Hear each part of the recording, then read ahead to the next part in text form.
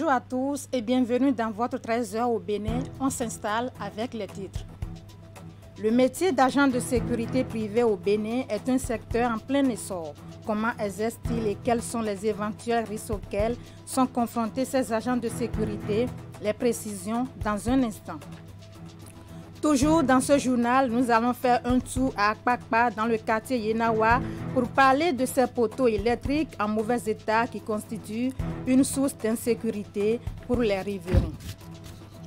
Ils sont au total 9 684 candidats répartis dans 16 centres de composition à plancher pour l'examen du certificat d'aptitude professionnelle cette semaine. À Cotonou, c'est le lycée technique Koulibaly qui a servi de cadre à cet examen. Une équipe de notre rédaction est allée faire le constat pour vous. À nouveau, bonjour.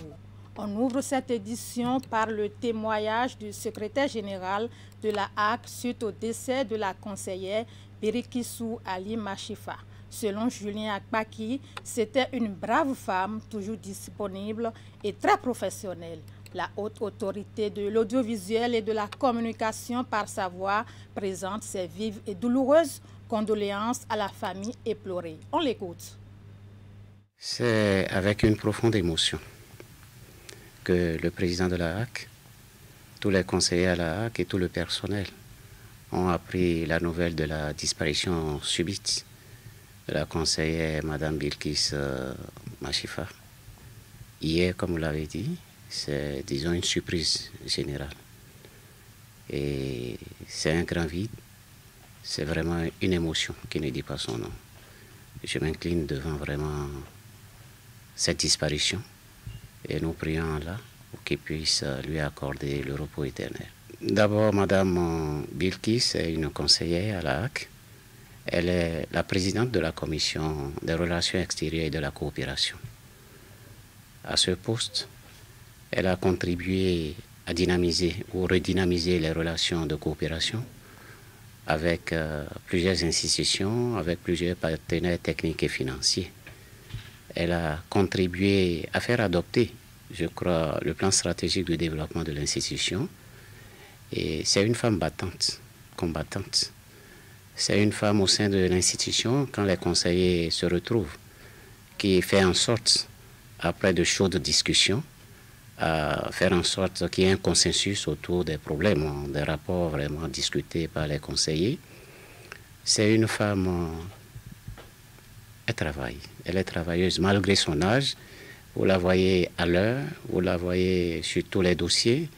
Et c'est une femme, j'allais dire, sociable.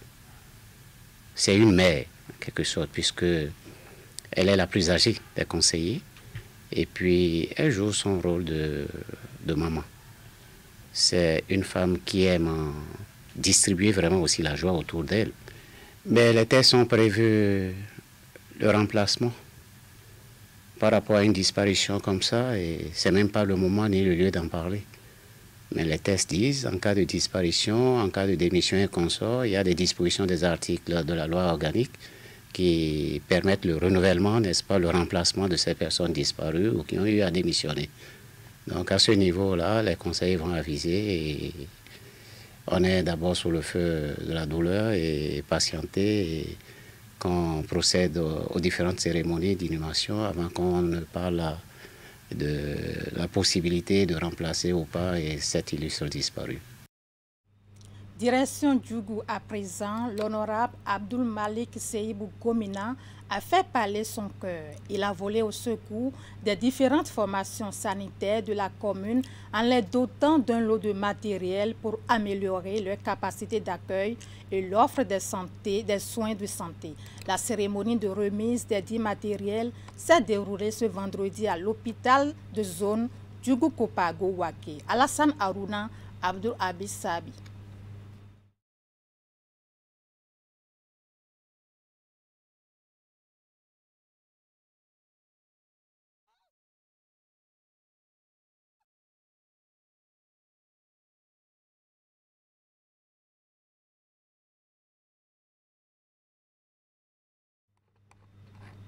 Un souci avec cet élément que vous pouvez suivre dans nos suivantes éditions.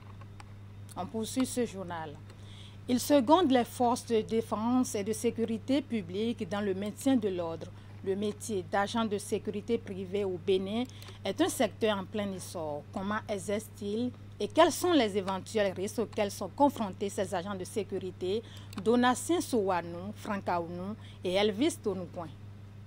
Le secteur de la sécurité privée au Bénin est le second maillon de la chaîne sécuritaire, assurant la sécurité intérieure aux côtés des forces de défense et de sécurité. Un secteur dans lequel opèrent plusieurs entreprises. Aujourd'hui, le secteur de la sécurité privée se porte très bien. Parce que depuis l'arrivée du président Talon, tous ceux qui avaient leur agrément en cours ou en instance de signature l'ont eu. Et ceux qui n'en avaient pas, ou ceux qui n'avaient pas déposé les dossiers, sont sonnés de déposer automatiquement. Sinon, on viendra leur fermer les portes. Donc, à la date d'aujourd'hui, si vous êtes dans le secteur et que vous ouvrez vos portes, ça veut dire que vous avez l'agrément.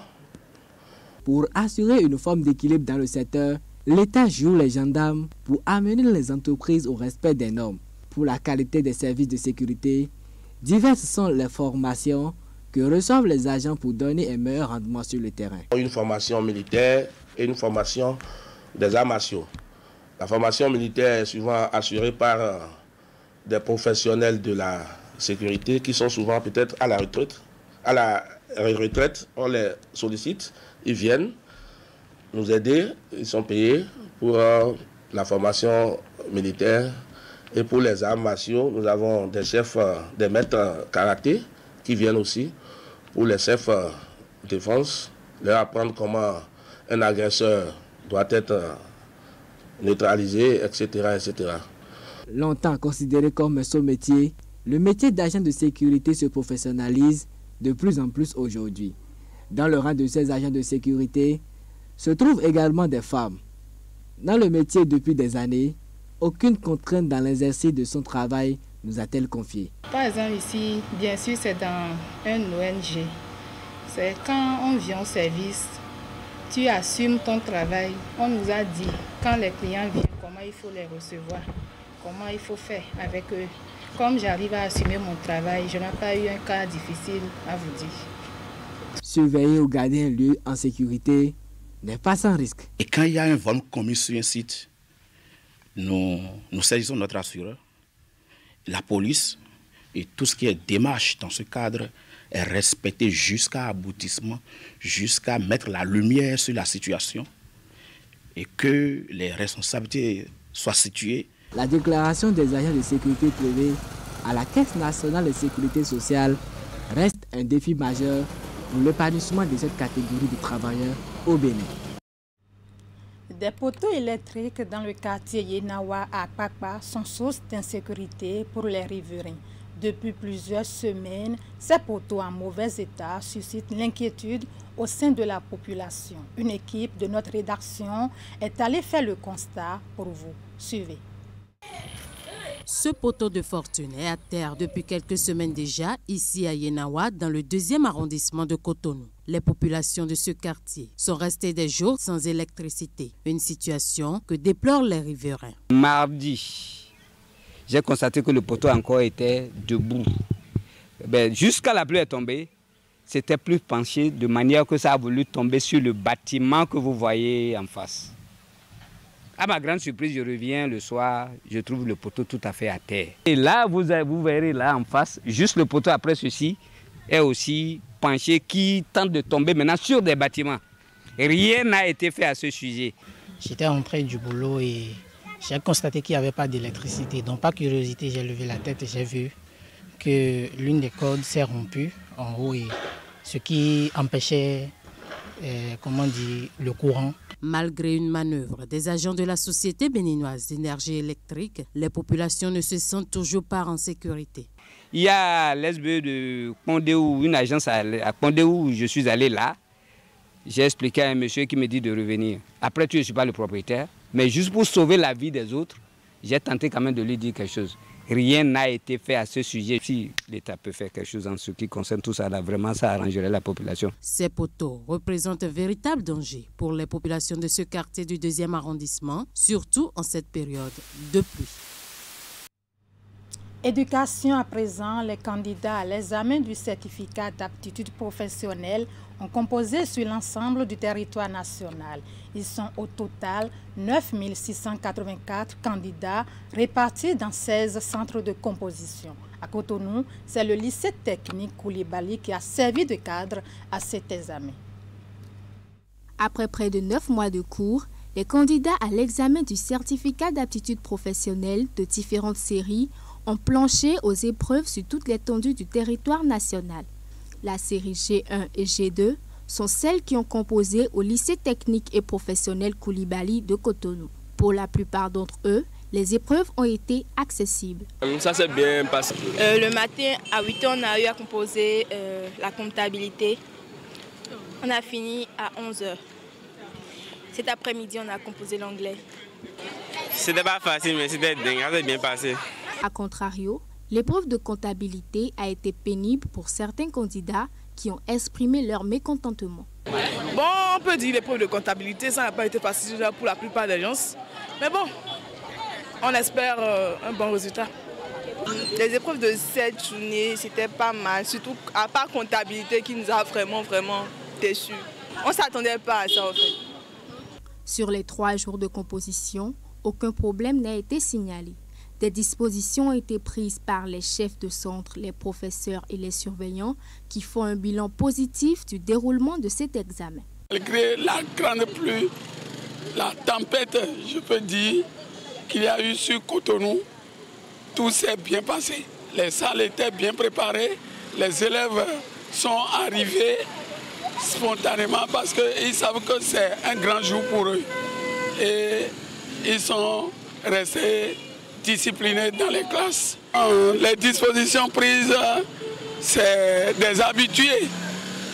Ceux qui suivaient là, c'est rien que des enseignants. Et le proviseur, le chef centre, c'est des professionnels. Notons que comparativement aux années précédentes, le nombre de candidats enregistrés pour le certificat d'aptitude professionnelle a considérablement augmenté. Pour l'heure, les professeurs se préparent pour les corrections. Éducation toujours, à travers un communiqué en date du 9 mai 2023, le ministre des Enseignements maternels et primaires a lancé un appel aux établissements privés les mettant en garde contre le non-respect du calendrier scolaire. Comment les parents d'élèves et les responsables d'établissements apprécient-ils cette mise en garde de l'autorité ministérielle? Suivez ce reportage signé Hugues Vigngbé.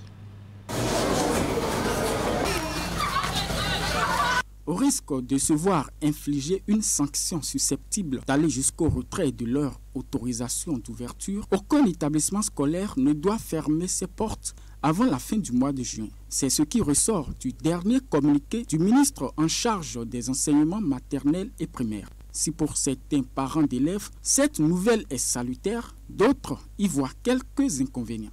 C'est une bonne décision parce que l'État veut que les enfants assimilent tout le programme. Et le programme d'enseignement doit couvrir une période donnée. Si l'État a fixé la date des vacances au 28 juillet, si je ne me trompe, c'est parce qu'il sait que l'exécution correcte du programme avec les exercices et tout peut couvrir cette période-là. Et si on va en vacances avant la période, il y a quelque chose qui manquerait aux élèves. Je dirais que c'est une bonne chose de suivre le calendrier scolaire que l'État a prévu. Mais je veux aussi demander l'indulgence de l'État de faciliter la tâche aux parents parce que ce n'est pas chose facile d'envoyer son enfant, d'aller chercher plutôt son enfant à l'école matin, midi, soir, que ce n'est pas chose facile. Du côté de certains responsables d'établissements, bien avant la mise en garde de l'autorité, les dispositions étaient déjà prises pour un respect scrupuleux du calendrier scolaire. Ce communiqué qui était sorti, je pense, le 9 mai dernier, je l'ai lu. Je pouvais vous dire que ça ne pose aucun problème à mon niveau, personnellement, d'autant plus que nous n'avons pas fait le programme de renvoyer nos enfants en vacances, sinon ça pouvait nous créer des ennuis. Non, c'est avec plaisir que moi j'ai reçu ce communiqué, parce que nous suivons un calendrier scolaire. Et dans le calendrier, il est dit qu'il faut finir l'année en juin. Donc, si vous partez très tôt, ça veut dire que vous n'aurez pas fini le programme et les enfants iront en vacances sans finir l'année scolaire. Donc, moi je suis d'accord avec le ministre. Le congédiement précoce des élèves pour les grandes vacances par certaines écoles n'est pas par plaisir. Mais nombreuses se trouvent contraintes par les difficultés financières auxquelles elles se trouvent confrontées. Du coup, les responsables d'établissements font au ministre une doléance. Je peux m'adresser respectueusement à l'autorité de voir un peu dedans avec eux, puisque si un temps pouvait créer un projet de débat et de discussion pour comprendre les raisons qui poussent certains responsables d'établissements privés à des actes comme ça, on pouvait comprendre plus et les aider. Si par le passé, les élèves et enseignants commençaient à profiter des grandes vacances dès le mois de mai, cette année, il faudra patienter jusqu'à la fin du mois de juin. De quoi permettre à tous de véritablement achever les programmes de cours et à certains de préparer idéalement leur examen de fin d'année. Fouiller le téléphone portable de son ou de sa partenaire est une pratique assez courante mais à haut risque. Si pour certains, il est préférable de respecter la vie privée de son conjoint, pour d'autres, c'est en fouillant dans le téléphone portable que la confiance peut exister. Dans ce reportage réalisé par une équipe de la rédaction, plusieurs points de vue ont été exprimés sur le bon comportement à adopter. Le téléphone portable est un outil de communication très efficace, aussi bien dans le milieu professionnel que dans le cercle familial, notamment entre les conjoints. C'est aussi un partenaire très confidentiel où sont gardées les données personnelles relevant de l'intimité et de la vie purement personnelle. Mais quelquefois, à la suite d'une crise de confiance, par jalousie ou de doutes nourris par les comportements de sa ou de son partenaire, l'un d'eux ne peut s'empêcher de fouiller le téléphone portable. Ah, si tu cherches quelque chose, tu vas trouver. C'est mieux d'avoir sa paix personnelle que de chercher à fouiller dans la vie de l'autre. Son mari, il n'a qu'à le laisser complètement de fouiller. Il faut avoir la confiance à ton mari. Pour d'autres dont le ton est un peu teinté de féodalité, seul l'homme a le privilège de promener ses yeux dans le portable de la femme. Le mouvement contraire est déconseillé et même strictement interdit. Moi j'ai le pouvoir sur elle, donc c'est normal que je fouille son téléphone. Mais ma femme n'a pas le droit de fouiller le mien. C'est moi qui domine dans le foyer et c'est encore moi qui l'ai prise sous mon toit. Donc je peux vérifier son téléphone à tout moment. Je peux fouiller son portable en cas si elle a reçu un appel que je ne connais pas la personne. Parce qu'il peut me dire que c'est mon frère qui m'a appelé. Mais ça peut être une autre personne, sans que je ne le connais pas la personne. Une femme ne doit pas fouiller dans le portable de son mari. Parce que ce que le mari fait pour pouvoir à leurs besoins, elle ne peut pas le savoir. Mais quand toi, la femme, tu te mets à fouiller, tu commences à te donner des soucis et même de la tension. Prendre délibérément la décision de pénétrer le portable de son conjoint et d'explorer le contenu, en l'occurrence la boîte à messages, la galerie, les échanges via WhatsApp et autres, est un acte bien osé. Il est d'autant plus osé que les conséquences qui en découlent sont très lourdes et les effets parfois imprévisibles selon ce sociologue qui y trouve un manque d'éducation. C'est de la mauvaise éducation. C'est de la mauvaise éducation, c'est de l'impolitesse caractérisée. Parce que normalement, une personne bien éduquée n'a pas le droit de toucher à quelque chose qui appartient à une autre personne sans autorisation. Or, tel que vous avez bien utilisé le mot, c'est fouiller. Donc ça a un caractère répréhensible. Parce que ça signifie qu'on sait que ce qu'on est en train de faire, c'est mauvais, mais on fait ça quand même. Cette attitude impacte la relation entre les deux partenaires. Des impacts allant des incompréhensions à la rupture sans occulter les disputes violentes. Toute chose qui déstabilise l'harmonie du foyer et fait voler en éclats la confiance qui est le socle de toute relation durable. Tous les cas que moi j'ai connus, où le partenaire ou la partenaire s'est amusé à fouiller le portable du partenaire mais de la partenaire, c'est une relation qui n'a pas duré. Parce que si tu fouilles mon portable, ça veut dire que tu n'as pas confiance en moi. Et si tu n'as pas confiance en moi, qu'est-ce que nous faisons ensemble? Tu choisis, chacun choisit. Ou bien tu as confiance en moi tel que je suis, tel que je te traite, ou bien tu n'as pas confiance en moi et tu vas traire tes bœufs ailleurs. En décidant par le lien sacré du mariage ou même par les affinités de l'amitié de se mettre ensemble, on décide également de partager certains liens forts. Toutefois, pour la tranquillité du couple et la paix dans le foyer, il est important de respecter l'espace personnel réservé à chacun. Et cela passe par l'observance de certaines règles. Parce que c'est quand déjà il y a la confiance que la relation peut s'établir. Ce n'est pas quand la relation est établie qu'il faut maintenant chercher à cultiver la confiance, non. Il faut bien entendu, quand la relation est établie, de cultiver la vigilance. La vigilance qui consiste à faire preuve de triangulation. Par exemple, hier, tu m'as dit quelque chose sur un sujet donné. Aujourd'hui, au détour d'une conversation, le même sujet s'est posé. Tu as dit quelque chose qui est radicalement opposé à ce que tu m'as dit hier. L'avantage que ça présente, vous le faites la remarque une fois. Aujourd'hui, dans une semaine, dans un mois, le même comportement se reprend. Le même comportement est observé. Vous êtes légitimé maintenant de dire, mais toi, il me semble que tu mens beaucoup. Hein. Et vous vous désengagez de cette relation-là qui n'est plus basée sur la confiance. Si fouiller le téléphone de son partenaire semble justifié pour certains, il est important de rappeler que cet acte peut être une violation de vie privée, pouvant même être soumis à des peines et sanctions, vues sous l'angle du droit, car le portable est un bien personnel. Ainsi s'achève cette session d'information que je vous remercie d'avoir suivi et à très bientôt.